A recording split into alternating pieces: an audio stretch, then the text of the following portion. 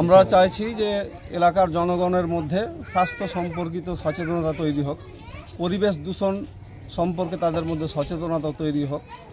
আমাদের শামশেরগঞ্জ ব্লক তথা মুর্শিদাবাদ জেলায় ডেঙ্গুর একটা প্রকোপ আমরা বিভিন্ন মহল থেকে শুনতে পাচ্ছি, আক্রান্ত হচ্ছে।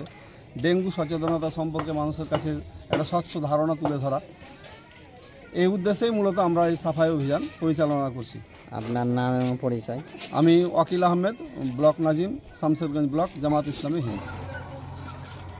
আমাদের সাফাই অভিযান জয়কৃষ্ণপুর উত্তরপাড়া ব্যাপী হচ্ছে। এটা জামাত ইসলামী একটি সামাজিক সংগঠন, তারই উদ্যোগে, এবং এর লক্ষ্য হচ্ছে যে বর্তমানে যে বর্ষাকাল শুরু হয়েছে, শামশেরগঞ্জ থানাব্যাপী একটা ডেঙ্গু রোগে আক্রমণ দেখা যাচ্ছে। তো এলাকাতে ডেঙ্গুতে আক্রান্ত হয়েছে এরকম খবরও আছে।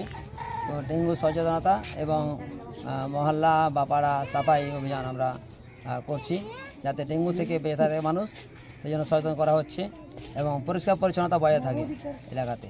এ হচ্ছে আমাদের মূল লক্ষ্য। আপনার নাম এবং পরিচয়? আমার নাম মোহাম্মদ আনসার আলী, গ্রাম জয়কৃষ্ণপুর, শামশেরগঞ্জ থানা।